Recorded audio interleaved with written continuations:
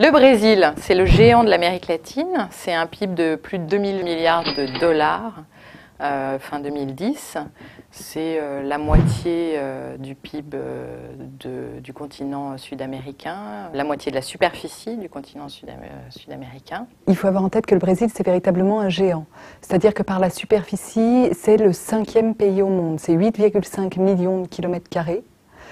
Par la population, c'est également le 5e pays au monde, c'est 190 millions d'habitants, le Brésil. C'est une population très urbaine, 84% de cette population vit dans les villes. C'est la 7e économie du monde actuellement par la taille de son PIB exprimé en dollars courants.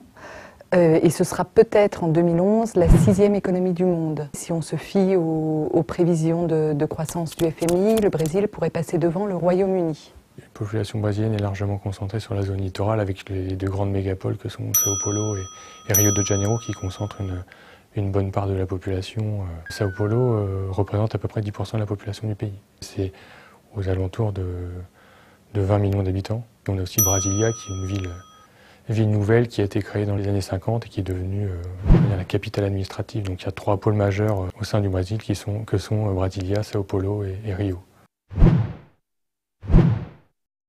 Le Brésil, c'est une puissance agricole mondiale. C'est un des premiers exportateurs de sucre, de café, de jus d'orange, de poulet. Donc c'est vraiment une puissance agricole. Et c'est également un exportateur très important de produits agricoles transformés. Donc c'est pas seulement les produits de base. Et le secteur primaire dans son ensemble est extrêmement important dans les exportations brésiliennes également, puisque le Brésil est un exportateur très important de produits miniers. Alors en termes de type d'activité, on a une économie qui est assez diversifiée, puisqu'on a quand même une industrie qui représente 20% du produit intérieur brut, donc on a un vrai secteur industriel, avec une spécialisation qui peut être assez pointue dans certains domaines, notamment sur l'aéronautique, avec des entreprises comme Embraer. Dans l'automobile, le Brésil est aussi bien positionné. Ils font aussi des produits chimiques et pharmaceutiques. Il faut être très clair, le Brésil reste aujourd'hui l'un des 10 pays les plus inégalitaires au monde.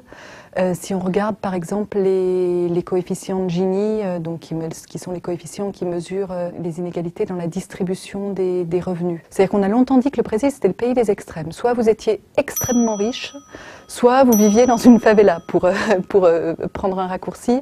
Et aujourd'hui, on assiste véritablement à l'émergence d'une classe moyenne, qui sont des gens qui, grosso modo, peuvent se payer généralement un téléphone portable, pour certains une connexion Internet, donc qui ont un pouvoir de consommation qui va au-delà, on va dire, de la consommation contrainte, alimentaire, etc. Donc oui, on a véritablement eu une réduction des inégalités, une émergence d'une nouvelle classe moyenne. Après, reste à savoir si ce sera durable. L'IDH brésilien s'est légèrement amélioré. Le fameux coefficient de Gini s'est un petit peu amélioré, mais bon, on reste quand même dans un Brésil marqué par les inégalités de revenus et par la pauvreté. Mais en tout cas, les progrès qu'on n'avait pas observés au cours des 20 années précédant l'administration Lula ont été observés au cours des 10 dernières années.